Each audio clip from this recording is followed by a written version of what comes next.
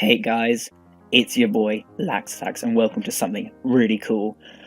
Really cool. This is the IPA Season 7 and this is my draft analysis for the Mini-Wars League. And the question that will be asked is, what is IPA? Around for 7 seasons, I'm a founder. This is the first season I'm recording and uploading, and I'm really motivated for it. It's a league I love. I've been in it since the beginning. This was back in early Overus, I think. And it's my family, I like to say. You know, these are the people I've known and helped got me into the community in the first place. So this league is the league I will always put in priority, even if, say, I get into, like, the big YouTube fuck-off leagues, you know? This is the league I care the most about, because it's with the people I care the most about. But yeah, let me just go through a quick breakdown of the rules and the policies and some of the cool things in this league very quickly. It's a little bit of a sellout before I go into my team analysis. Point system league. Yeah, basically, we spent 7 seasons making these pricings, so they're pretty fucking good. And yeah, basically you have 100 points. You have to draft 8 to 12 mons. Within these 100 points, you know, this is a pricing system that's fresh from us, authentic from us. An idea that used to belong to the GPC, I believe, which is a league I was in the beginning of. Feels bad. But yeah. So yeah, we got 100 points. And yeah, I'm in the Minial division. So within the league IPA, there are 3 sort of leagues. There is the Magir League, which is like major, but Magir is a beginner. There's the Minior League, which is like minors. And then there's the second minors league, which is called the Minin League. This is just because this league has expanded so much over time. It's run really efficiently. Yeah, that's basically it. You know, it's expanded, so more people in the Nether are applying, so we thought the admins thought it'd be best to accommodate them, which I think is really cool, you know? Welcome new people. I'm very happy with that. But yeah, anyway, my team, Knoxville Vertex. A couple of things you need to know is... a couple of things you need to know as well is that I'm not the most orthodox drafter. I mean, well, this team is... You can see on the screen. I'm going to break through each pick in a little bit more detail. But basically, I kind of draft some more Pokemon which I want to use.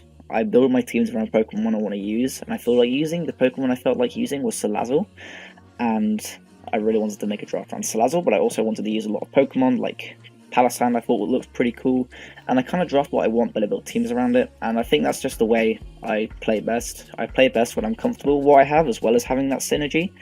So that's what I do. I don't focus too much on the hyper viable picks. If I really want a mon, I'll take it early. That's why I took Tangrowth round 3 basically, because I wanted it, so I didn't want anyone else to take it.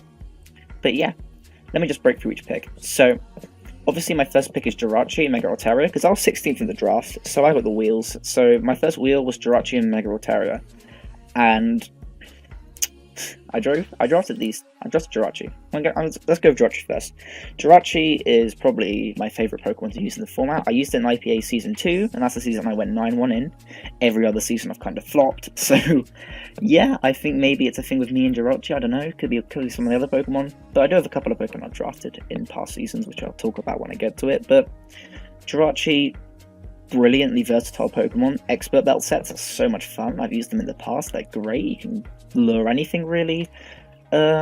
Stealth Rocks is a great Stealth Rock defensive lead. Brilliant defensive typing. You can check all the relevant threats such as Latios, Life of Latios, Fairies as well. I love good Fairy checks. I love bulky steals, but Jirachi does more than that because it's incredibly versatile. You can run Scarf, E-Belt, whatever. Crazy coverage. You got Thunderbolt, Draco if you're really scared of that.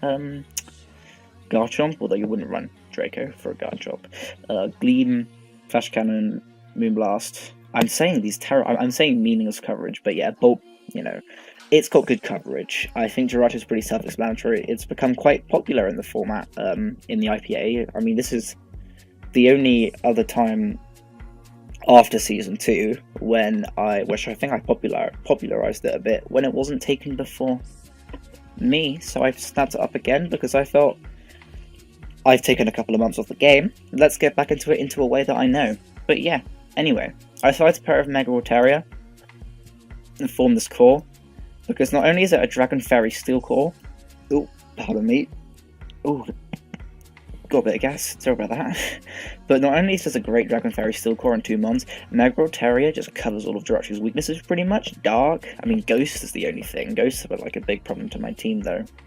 But anyway, Dark resists, this thing can take on the Fire types, this can take on the Ice types, and the Fairy types that might want to come in. So yeah, it's great synergy, it's a great defensive core as well, the backbone can handle so many things, and also Altaria's immunity to Dragon puts less pressure on me to run defensive Jirachi to switch into Dragons when Altaria can be defensive as well. So I think that means a lot, because whenever I draft something like Jirachi, I want to use it to its full potential, and I want to use Pokemon to its full potential, so I like drafting multiple things that take pressure off, which I think I've done pretty well this draft. You know, as a bulky defogger, I think Altaria could be pretty cool. I mean, my hazard removal options are alright, but if I ever need to run like a bulky defog Altaria, that's a possibility, I think, and I think it could be a good one, because there aren't that many rockers that can deal with Altaria. Heatran you might be able to scare out with the Earthquake, Lando you can Hyper Voice. You know, a couple of rockers are kind of scared out by it, which I think is pretty cool. So it's a pretty cool defogger. Dragon Dance is obviously incredible. Mega Altaria doesn't have many answers in balance from its many sets, you know, Hyper Voice, Special, D-Dance, you know, D-Dance Refresh. They can all beat different types of teams really well, and I think that's something that's really good to know, and really good to have a Pokemon who can also run a Cleric set. Altaria and Jirachi are just two hugely versatile mons in terms of the kind of sets and spreads they can run and the things they check. So having these two great blanket checks, really is, you know, it's really good. But yeah, upon seeing this, I wanted to further my defensive core, but also take something quite powerful. So I decided I'm going to do this by taking Tangrowth round 3 and Thunderous Fairy round 4. But so Tangrowth, I wanted Tangrowth because I was still kind of scared of water types, and water ice is obviously good coverage. And you might be saying, what does Tangrowth do against that? Actually, a decent amount, because Tangrowth can take Ice Beams with an Assault Plus, and Ice Punches relatively well depending on the Pokemon, but it relieves the pressure off Altaria to be a Water Soaker. It soaks up ground attacks, which these Pokemon can't resist, and Jirachi is weak to. Checks Pokemon which can threaten these two. Bishop, which I'm not even sure is drafted, but you know, I have these things in the back of my head all the time. In general, Tangrowth is an incredible pivot. It means I can pivot around, especially if I have like a U-turn Jirachi or something, and it's great offensive, great coverage. I mean, Tangrowth is an incredibly fun Pokemon because it's hugely bulky and it's very strong, so it's a defensive Pokemon which isn't a momentum sap, and I've kind of got that vibe rocking. Jirachi isn't a momentum sap. Altaria isn't a momentum sap, Tangrowth isn't a momentum sap, so I've got that kind of offensive, don't fuck with me vibe with my core. But yeah, so yeah, and after that I wanted something quite strong and offensive, and I wanted an electric immunity, and I was kind of thinking about this, and even this would make my team very weak to ice. I had in mind ice resist in the future, so I thought it wouldn't hurt if I just picked up Thunderous Fairy. And I kind of wanted this because Thunderous Fairy also gives me like an offensive defogger, which I guess isn't really the reason I took it, but it's cool to have. But it gives me a Volt Turn core with Thunderous and Raji if I so choose to take it. And Thunderous Fairy, ridiculously strong Pokemon. Base 145 special attack. I see players draft this Pokemon for its strength and a new Scarf every week. I don't like that. That's why I have that's why I have some pretty decent speed options on my team, so I don't have to run this Scarf every week, because I think there is a huge amount of potential in breaking balance with the Life Orb set, and I think Taunt, you know, it's got great options. It has the same options as Thunderous Eye, which is obviously an incredibly powerful Pokemon. Yeah, it's kind of slow, but I think against the more fat teams, you can kind of just break them down with Life Orb sets, and that's where its sort of power truly lies. And Scarf sets are obviously good against more offensive teams. They can clean up quite easily, but I love Life Orb sets against balanced teams which just aren't used enough. Players don't use Thunderous Tea for its power enough. They use it as a Scarf too much, and I think sometimes that can be really wasteful. So I'm going to aim not to do that. I mean, if the matchup requires that, I will run Scarf. I'm not just going to run Life Orb to be edgy, but I feel like sometimes Life Orb... Oh, what the fuck have I done? I feel like sometimes Life Orb is better in a lot of situations when people might not see it so, in terms of matchups. So yeah, that's pretty much why I took Thunderous Tea. It gives me a great Wall Breaker, and it gives me another Pokemon which just... Yeah, basically this comp just like shreds balance right now, but there's a big weakness I have, Ice, but I wanted some more offensive Pokemon and I wanted some speed. So I chose, obviously, a great cure to any speed problem, Sharpedo for round 8 and Salazzle for round 7. Wrong order, but the speed boost thing let in more. But yeah, I chose Salazzle basically because I wanted it, and I thought it could fit quite nicely on this team. Giving me an Absorber to Toxic Spikes is really good because Altaria, Tangrowth get worn down super fucking quick, and yeah, I mean, Salazzle's a really cool Pokemon. It's really fast, it's very strong. Life Orb Overheat, Fire Poison is great coverage. It's not because it hits many things super effectively, but because it hits neutrally many things, and Salazzle has the power and moves like Overheat to kind of step that over the mark, which is great. It gives me an additional fighting resist to these two. It gives me a 4x Fairy resist, which takes some of the pressure off Jirachi, as I can use this to offensively check fairies. And yeah, I mean, it's not the most versatile Pokemon on planet Earth. I'm not really using it for its versatility too, because in the matchups because Salazzle can abuse the matchups. That's the thing about Salazzle, it's a matchup dependent Pokemon, but the matchups it has it can abuse. So yeah, basically that's why I took Salazzle. It pairs my team really nicely, gives me a good fire resist. Fire check, I mean, and it gives me a good fairy check. So then after that, I decided what would be a great offensive core with this Pokemon, and that would be Sharpedo, because Salazzle weakens all the annoying bulky grasses and fairies, and this thing can weaken psychics and stuff. So yeah, Sharpedo, the reason I chose Sharpedo, kind of because I felt like using it as well, but because I love Sharpedo as a Pokemon, I love speed boost Pokemon, and being able to just outrun offensive teams is obviously huge. And I think Sharpedo in the late game can be really threatening, although you have to be very careful with him, because there are a lot of Pokemon which can just snap him down. But I feel like in the right matchup, Sharpedo can be really powerful. Gives me a good psychic immunity, gives me a cleaner, gives me speed boost, which means that I will always have that undulating speed if I can get the boosts up, which means it kind of mitigates any speed problems on my team right now, but not too much. And yeah, what more can I say about this? Life Orb, it's incredibly strong. Yeah, I'm hoping to put some work into this Pokemon, although I'm a little bit on the cards with it, to be honest. So if it doesn't do its job, I will probably drop it. But I'm hoping, if it works as well as it should in theory, I'm going to have a lot of fun and success with this Pokemon in the late game. I don't imagine bringing it every game, obviously. It's a little bit situational, but we'll see. We'll definitely see. Alright, so round 7 and 8. No, round 8 and 9, sorry. I'm getting my rounds mixed up. Fuck. Okay, I'm getting my rounds mixed up. Hold up, I'm so sorry. I've got my rounds mixed up this whole time. So this will be, yeah, round 7 and 8. Sorry, this is round 7 and 8. I am retarded. Anyway, I took Buzzwole because Buzzwole was still around for round 7. Buzzwole, ridiculous Pokemon. Absolutely ridiculous. I got it round 2 IPA Season 5. I loaded Michael Hull because Michael Hull's Poliwrath from the God. You'll see that in the future. And I chose Buzzwole purely because it's a ridiculously strong wall breaker. It gives me a good dark check, which I didn't have. It puts the pressure off Altaria to be a dark check.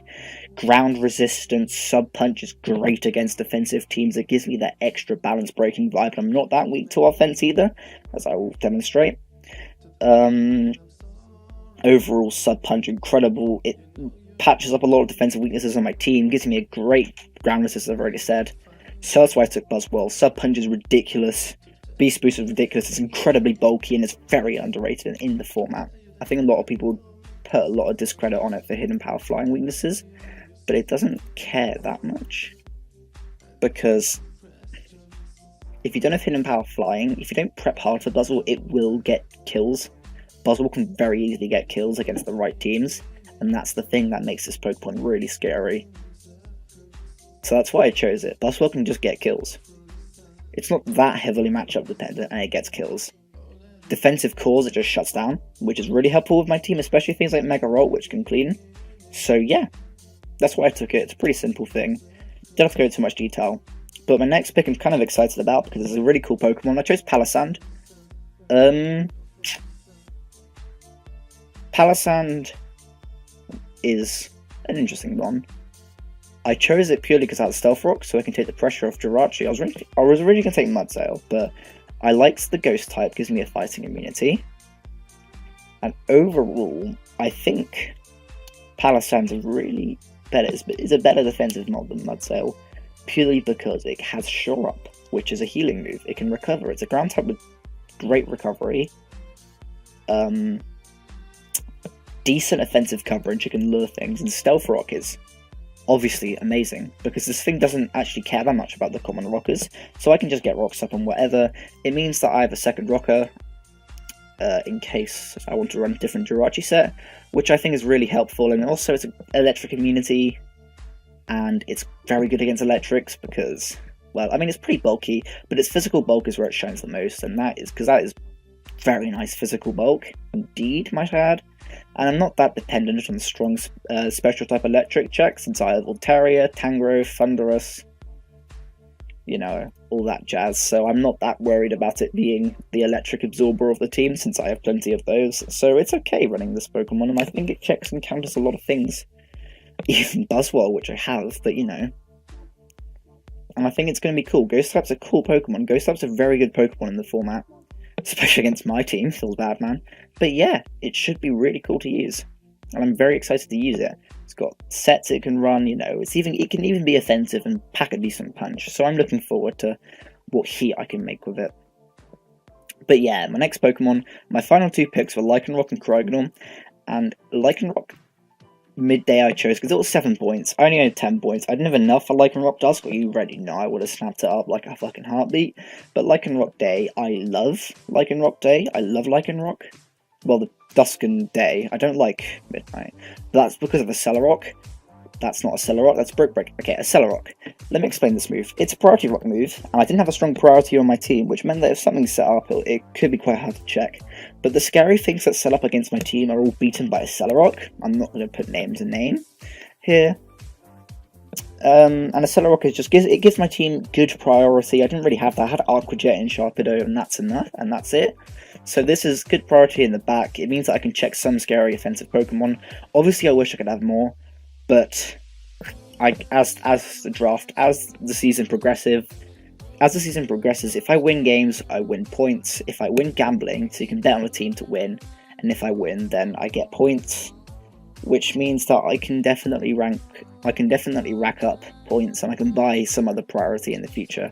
And I aim to patch up my weaknesses as the season progresses for certain matchups as well. Not really by dropping things, but by picking things up. But yeah, it's got dual priority and a Cellarrock Sucker Punch. Very strong, but it's very fast, and it gives me an offensive rocker, which means that if I want to run Jirachi or a Palossand and not make them Stealth Rock, and I still needed like an offensive rocker, I've got it here, which is, I think, really cool. SD, very strong. It's surprisingly strong. Stone Edge with a Life Orb from 150 to attack, it hurts. And also it's pretty speedy, so that's cool. Outspeeding 110 is a very nice speed benchmark to hit. So yeah, that's all we can really say about Lycanroc. It's a cool Pokemon, it's quite strong, and sadly it's not Lycanroc Dusk, but I think he can still put in the work that Lycanroc Dusk can. It's just a little bit faster, and I think the boosting speed could be more helpful for my team as well. But obviously, if I ever could, I would drop it because there's only a point less, which is interesting, very interesting. So if I can in the future, I probably will make that transaction.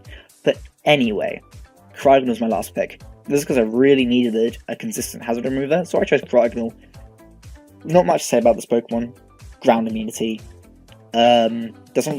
That's good for my team, I guess. I mean, it helps against the ground types.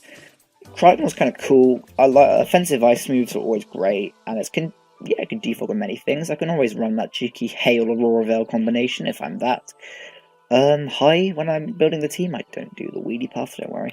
But yeah, there isn't that much to say about it. It's pretty cool. Freeze Dry is a lit move. A strong Freeze Dry could be really cool against the right matchups, so I'll definitely have to keep that in mind when I'm building. And this Pokemon can come in handy against many matchups because, like, you know, good special defense means I can pivot in on special attackers as well. So that's something to keep in mind. But yeah, that's pretty much my team. Let me just go through it again here. Jirachi, Megaltaria, Tangrowth, Thundurus T, Salazzle, Sharpedo, Buzzwole, Palossand, Lycanroc, Day, and Cryogonal. Obvious weaknesses of this team is it is strong ghosts, and I'm going to be... And as you know, as I said, you can win games, you can accumulate points throughout the season. So in free agencies, I will try my very best to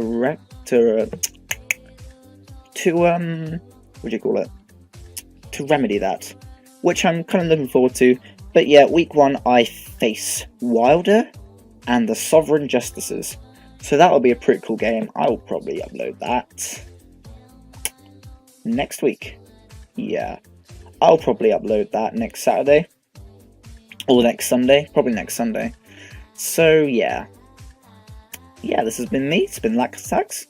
Have a pretty lax day. Am I right, guys? Bye bye.